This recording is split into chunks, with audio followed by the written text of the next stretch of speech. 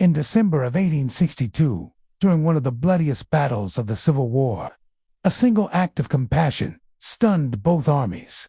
It happened at Fredericksburg, Virginia, a cold, gray day when thousands of Union soldiers lay wounded on the frozen ground.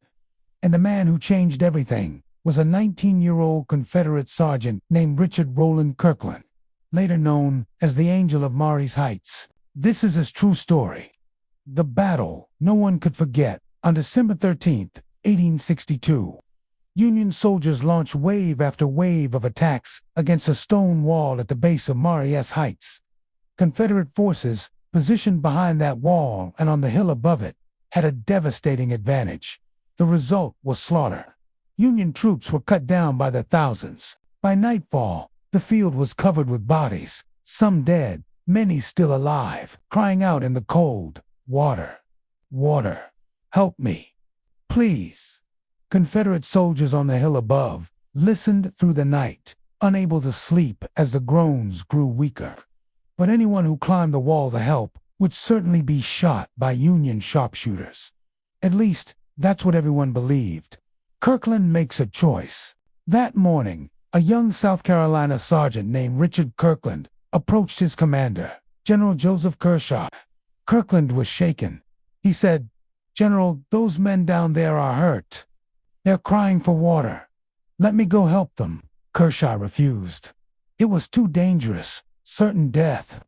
But Kirkland wouldn't walk away. He insisted, again and again. Finally, the general relented. He allowed Kirkland to go, but forbade him from carrying a white flag. He would be completely exposed. Before stepping over the wall, Kirkland gathered every canteen he could find. His own, his friends, even those left behind by the dead. Then, with dozens of Confederate rifles watching, and every Union sharpshooter sighted in on the field, he climbed over the wall. The field goes silent. At first, Union soldiers aimed their rifles at him. Kirkland knelt beside a wounded soldier, lifted the man's head, and offered water from his canteen. Suddenly, soldiers on both sides realized what was happening. The gunfire stopped. One eyewitness wrote, "No one fired. No one moved. It was as if God had stopped the battle himself."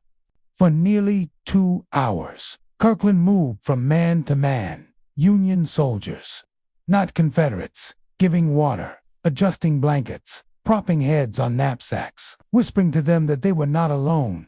He never asked which side they fought for. Many begged him not to leave. Others wept simply because someone cared enough to come. What he did that day saved dozens of lives, or at least eased the final moments of many who would not survive. The aftermath, when Kirkland finally returned to Confederate lines, his clothes were riddled with bullet holes, not from being shot, but from bullets that had hit the ground around him before. Both sides realized what he was doing, but he was unharmed. General Kershaw later said, "It is beyond all doubt the most remarkable act of courage and compassion I ever witnessed." Sadly, Richard Kirkland wouldn't survive the war. He was killed in 1863 at age 20, but his story lived on, carried in letters, diaries, and eyewitness accounts from both armies. Today, at Fredericksburg, a bronze statue stands near the stone wall, Richard Kirkland holding a wounded Union soldier in his arms. It's a reminder that even in the darkest moments of the Civil War, in a battle defined by tragedy and bloodshed, one young man risked everything to show mercy. The Angel of Marye's Heights. A hero not because he took lives, but because, for a few frozen hours, he saved them.